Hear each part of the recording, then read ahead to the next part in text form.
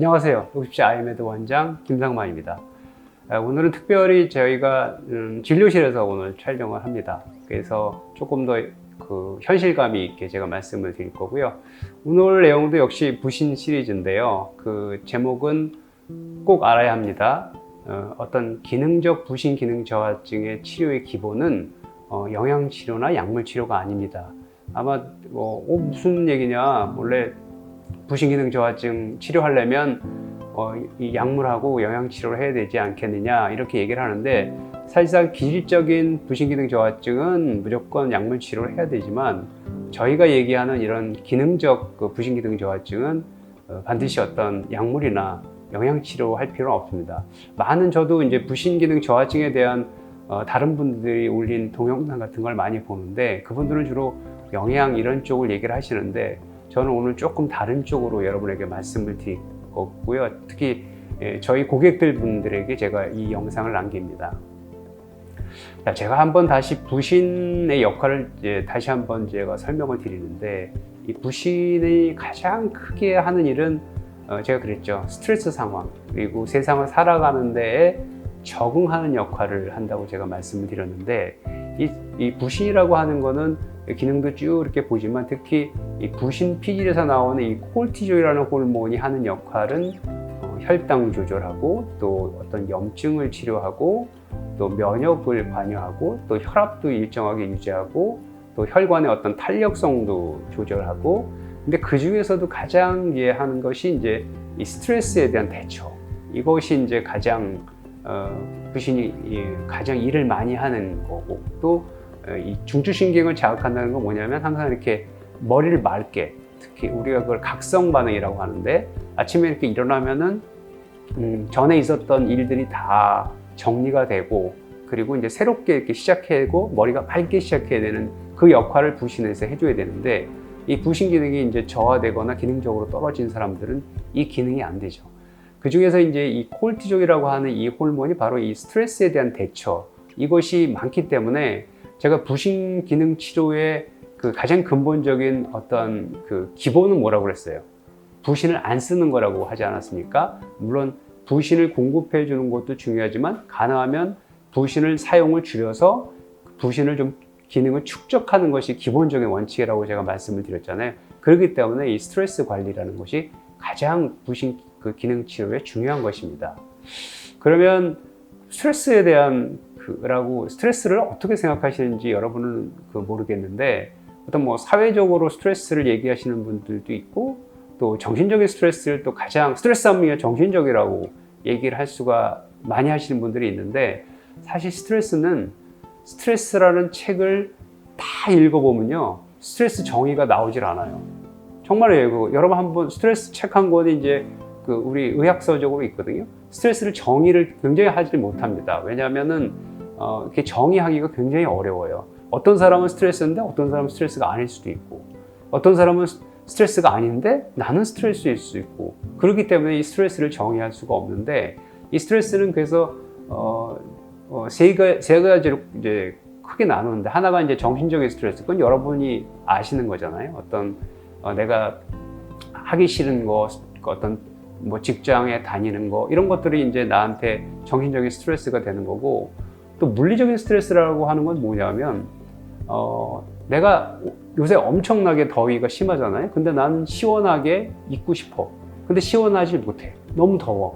그거는 이제 기온에 대한 스트레스고, 또 기압 있잖아요. 이렇게 날씨가 궂은 날, 장마철 날 기압이 떨어지게 되면은, 난 이게 기압이 좀 날씨가 맑고 이랬으면 좋겠는데, 이게 날씨가 너무 기압이 떨어지고 뭔가 햇볕도 안 나고 이게 꾸물꾸물해. 그것도 스트레스예요. 그거는 이제 일종의 물리적인 스트레스고, 그 다음에 어떤 육체적으로 일을 많이 하고 이런 것들도 어떻게 보면 이 물리적인 스트레스가 할 수 있고, 여기 이제 여러분들이 처음 듣는 얘기인데, 산화 대사적 스트레스라고 하는 건데, 이건 뭐냐면은 가령 우리가 어떤 끼니를 바빠서 걸러갖고 저혈당이 온단 말이에요. 그러면 저혈당이 오면 안 되잖아요. 그러니까 우리가 콜티졸이라고 하는 이 당류 콜티코이드가 당을 일정하게 유지를 해야 되잖아요. 그렇기 때문에 저혈당도 스트레스가 되는 거예요.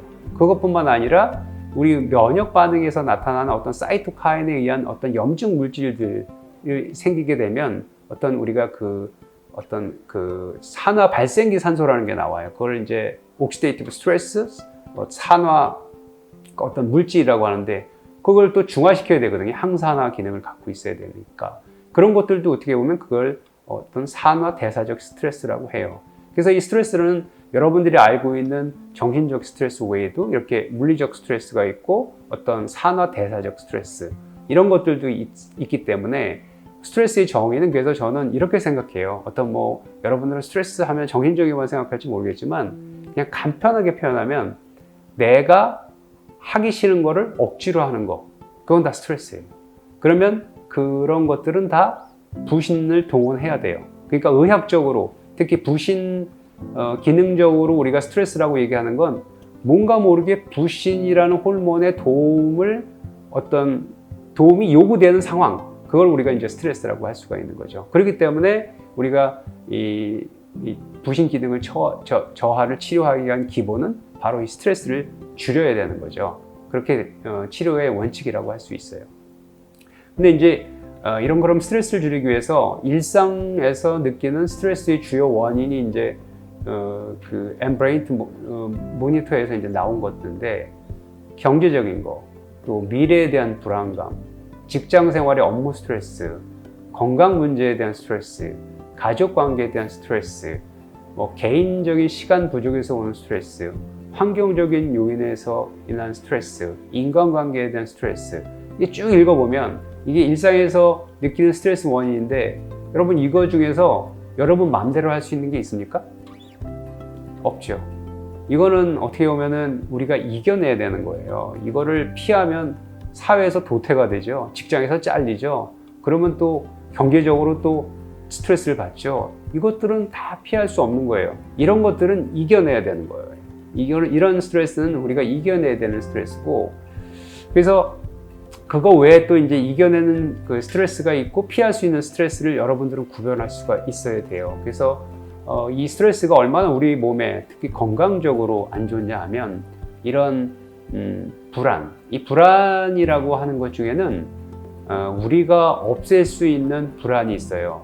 그 불안도 이제 이 스트레스가 되고 어떤 공포 이런 스트레스 이것도 스트레스가 되거든요. 그럼 스트레스가 있게 되면 전에 제가 이 시상하부라는 데서 어떤 온도 센서 같은 어떤 그 스트레스를 감지해주는 이런 시상하부에서 어떤 CRH라는 호르몬을 분비를 해서 이 뇌하수체에서 ACTH라는 호르몬을 분비해서 이 부신피질 호르몬, 이 부신 호르몬을 이제 자극해서 이 콜티올이라고 하는 부신 호르몬이 나오게 되면 우리가 이제 스트레스에 적응을 하게 되는데 이 과정에서 이게 너무 과다하게 되다 보면은 첫 번째는 이 대사, 인슐린, 그러니까 당이 계속해서 높아지는 거죠. 자꾸 당을 에너지를 쓰게 되니까. 그럼 인슐린이 필요하게 되죠. 그럼 인슐린을 많이 쓰다 보면 인슐린 저항성이 생겨서 그래서 당뇨가 온다고 하고, 또 두 번째는 소화기에도 우리가 작용을 해요. 그래서 이게 콜티졸이라는 이런 스트레스 호르몬이 많이 분비가 되면 위 운동이 안 돼요. 위장 운동이 안 돼. 그래서 위가 잘 안 움직인다는 분들이 대부분 거고, 근데 위산 분비는 또 많이 돼요. 그래서 식도 역류 이런 게 자주 생기는 게 바로 이런 거죠. 그래서 아무리 좋은 약을 먹어도 완치가 안 되는 게 어떤 이 스트레스나 이런 이 부신 기능이 해결되지 않으면 만성 위염, 만성 소화불량은 해결되지 않아요. 그래서 여러분들 중에 맨날 소화제를 많이 먹고 식도 역량 많이 먹고 드시는 분들 있잖아요. 그런 분들의 근본적인 원인은 바로 부신을 치료해야 된다는 걸 제가 말씀드리고 싶은 거고요. 두 번째, 그것만 있는 것이 아니라 이 콜티졸은 어떤 적당하게 분비가 되면 면역을 오히려 자극하는데 과잉으로 분비가 되면 이 면역을 억제해요. 실질적으로 우리가 부신 스테로이드 호르몬은 면역 억제제로 쓰거든요. 그래서 이런 면역이 억제가 되면 이런 감염의 위험성도 많아지고 전체적으로 건강에 문제가 되는 거예요. 근데 아까 제가 사회적 스트레스나 정신적 스트레스는 우리가 어떻게 하기가 굉장히 어려워요. 여러분들이 이 세상을 도망가지 않는 한은. 근데 이 불안하고 공포는요, 마음의 병이에요. 이 불안 중에서 우리가 불안의 가장 큰 원인은, 공포와 불안의 원인은 걱정이에요. 걱정. 근데 걱정 아시죠? 걱정하는 사람 중에서 정말 걱정해야 되는 거는 그 사람의 걱정 중에 10%도 안 된다고요. 일어나지 않는 거에 대한 걱정을 함으로써 이 사람이 불안해지고 공포에 빠진다는 거예요. 실질적으로 공포가 닥치거나 불안한 일이 딱 닥쳤을 때는 그거는 1%도 안 된다는 거죠. 그래서 이거는 우리가 줄일 수 있는 스트레스라고 생각하고, 그런 것들을 여러분들이 내가 생각할 때 정말 내가 쓸데없는 걱정 많이 하는 게 아니야? 우리 그 고객들 같은 경우에는 정말 걱정 많이 하는 분들이 되게 많아요. 심지어는 걱정이 없어서 걱정이라고 그래요. 근데 그 걱정이 없어서 걱정이라는 분들이 대부분 어떤 걱정을 하는지 아세요? 남의 걱정을 해요. 자기네 집도 아니고 남의 집 개에 털 빠지는 것까지 걱정을 해요. 그런 분들이 되게 많거든요. 근데 그러다 보면 이런 분들은 부신을 남용하게 되는 거거든요. 그런 건 하지 말라는 거예요. 어쩔 수 없는 스트레스는 우리가 이겨내야 되지만, 다른 것들, 쓸데없는 것들, 그거는 이제 없애야 된다는 거를 제가 말씀을 드립니다. 그래서 다시 한번 제가 요약을 하면, 실적으로 이 스트레스라고 하는 거는 제가 의학적으로 정의할 때는 이 부신이 필요한 어떠한 모든 일, 모든 환경, 이런 것들을 우리가 스트레스라고 할 수가 있어요. 그래서 정상적으로 우리가 있을 때는 어떤 물리적인, 정신적인 어떤 산화 스트레스가 오면 그로 인해서 그 뇌에 있는 시상하부에 거쳐서 뇌하수체를 거쳐서 부신에서 적당한 콜초리 분비가 되면서 우리 몸에 있는 어떤 염증이 많이 생기거나 이런 것들을 억제하면서, 그래서 어떤 면역을 정상적으로 유지하면서 잘 살아요. 그런데 이제 이 스트레스가 해결되지 않고 만성적으로 받게 되면 우리 몸엔 어떤 변화가 생기냐면, 그 호르몬이 계속 분비되니까 이런 면역 염증 세포에서 반응을 안 해요. 왜? 그걸 저항성이라고 그러거든요. 그러니까 염증이 억제가 안 돼요. 그래서 이런 사람들은 아무리 스테로이드를 쓰고 어떤 약을 써도 그 염증이 억제가 안 되는 상태가 돼요. 그런 상태는 이제 만성적인 스트레스라고 되고, 그거보다도 이제 더 만성 스트레스가 되면서 더 이상 나올 부신이 없어서 부신이 안 나오는 경우가 되게 되다 보면 정말 이게 몸이 망가지는 거예요. 염증도 억제가 안 되고, 그리고 다른 부신이 할 수 있는 역할도 안 하기 때문에 그다음부터 만성 피로, 집중력 저하, 이런 것들이 오게 되는 거거든요. 그래서 이런 것들이 쌓이게 되면은 이제 정말 부신 기능 저하증이라고 생각하고, 이제 우리 환자분들이 그건 이제 고객이 아니고 이제 환자가 되시는 거예요. 병원에 와야 되는 상태. 그런 분들이 이제 병원에 오시게 되는 거죠. 그래서 이제 그 기본적인 거는 제가 약물도 아니고 건강식품도 아니고 스트레스를 어떻게 하면 이게 극복하느냐 하는 건데, 제가 오늘 말씀드리고 싶은 건 이거예요. 스트레스는 피하면 안 돼요. 이겨내야 돼요. 아니면 이 스트레스는 자기가 만드는 거예요. 자기가 만드는 쓸데없는 스트레스는 없애버려야 돼요. 그거를 리스트를 작성해서 없애요. 쓸데없는 걱정이 이제 대부분인 거죠.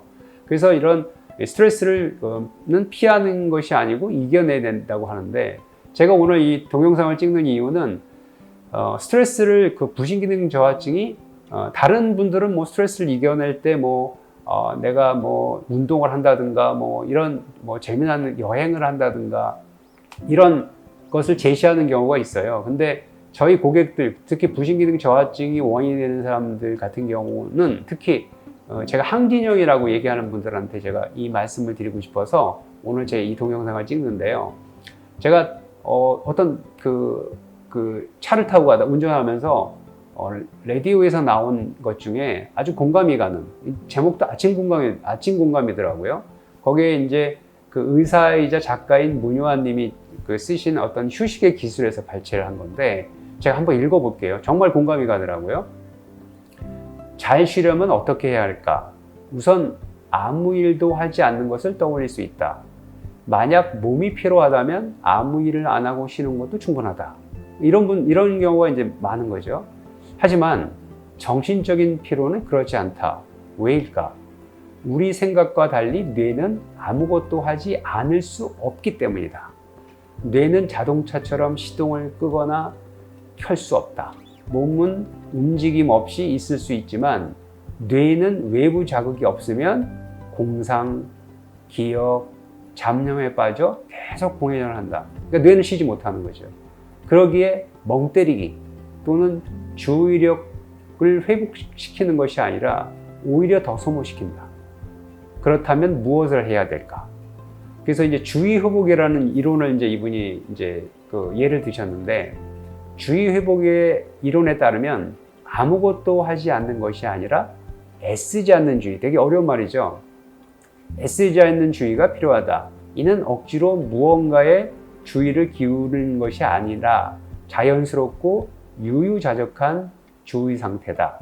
크게 두 가지로 꼽을 수 있다. 이는 억지로 무언가에 주의를 기울이는 것이 아니라 자연스럽고 유유자적한 주의 상태다. 크게 두 가지를 꼽을 수 있다. 첫 번째는 녹색 환경에서의 휴식이다. 파란 하늘과 산을 보고 싱그러운 꽃과 나무를 가까이 하는 등 자연과 어울릴 수 있는 그러면 주의력은 회복이 된다. 실험에 의하면 모니터로 자연 풍경만 보기만 해도 맥박이 느려지고 이완된다. 한자로 휴라는 쉬다는 거는 이 남목의 사람 인자거든요. 그래서 이런 쉬다라는 뜻이 한자만 보더라도 사람과 나무가 함께 있을 때 쉼이 찾아오는 의미가 담겨 있지 않는가. 휴식 시간에 잠시라도 산책하고 집과 사무실에서 식물 기르는 등 녹색 환경에서 쉬어보자. 이게 첫 번째고요. 제가 항상 부신의 항진 형이라고 하는 분들 꼭 이걸 들으셔야 되는데, 두 번째는 마음이 끌리는 휴식이다. 좋아서 휴식 활동만큼 뇌의 휴식에 좋은 것은 없다. 이는 사람마다 다르다. 악기 연주, 자전거 타기, 글쓰기, 꽃꽂이, 그다음에 명상, 퀼트, 철학 공부, 숲 해설 등 그 종류는 헤아릴 수 없을 만큼 많다. 활동은 제각기지만 공통점은 과정 자체에서 기쁨을 느낀다는 점이다. 그러면 최악의 휴식은 무엇일까? 이 번아웃 증후군에 빠진 또는 부신기능 저하증에 빠진 이들 중에서 휴식 때조차 일한 사람도 있지만 생산적인 휴식을 위해 억지로, 밑줄 짝입니다, 여가 활동을 즐기려 한 이도 많다. 문제는 남들에게는 좋았을지 모르겠지만 자신에게는 맞지 않았던 것이다. 즐거운 휴식이 아닌 애쓰는 휴식이야말로 최악이다. 자신에게 휴식다운 휴식을 선사하자. 당신은 무엇을 할 때 영혼의 웃음소리가 들리는가? 제가 이거를 소개하면서 제가 간혹 우리 환자분들한테, 특히 항진형 환자분들한테 어떤 것을 스트레스 같은 걸 해소할 때 목표를 세우지 말라고 해요. 근데 그분들은 목표가 있어. 그리고 뭘 하다 보면 취미로 커피 만드는 것을 하다 보면 바리스타 자격증을 따려고 그러고, 또 어떤 걸 또 숲이나 이런 데서 또 이런 숲에서 산책하라고 그랬더니 숲 해설 자격증을 또 따고, 이런 목표를 가지고 하려고 하시는 분들이 굉장히 많아요. 그럼 그 자체가 보이지 않는 스트레스가 돼요. 그러면 그게 과연 스트레스가 해소가 될까요? 일을 하신 거라고요. 그래서 제가 항상 말씀을 드리지만 정말 유유자적이라고 얘기하잖아요. 아무 생각 없이, 아무 목표 없이 정말 나를 비울 수 있고, 그리고 내가 어떤 남들이 스트레스 해소에 좋다고 하는 걸 따라하는 것이 아니라 내가 좋은 게 뭔가를 찾아내서 그걸 하는 거. 어떤 사람은 그냥 가만히 있는 거일 수도 있고, 어떤 사람은 그냥 정말 맛집 탐방일 수도 있고, 그런 것들이 다양하다는 거죠. 그래서 그걸 찾아내는 것이 스트레스의 기본이고, 부신기능 저하증의 가장 기본적인 치료는 스트레스를 줄이거나 해결하는 것이다. 오늘 영상은 여기서 마치겠습니다. 감사합니다.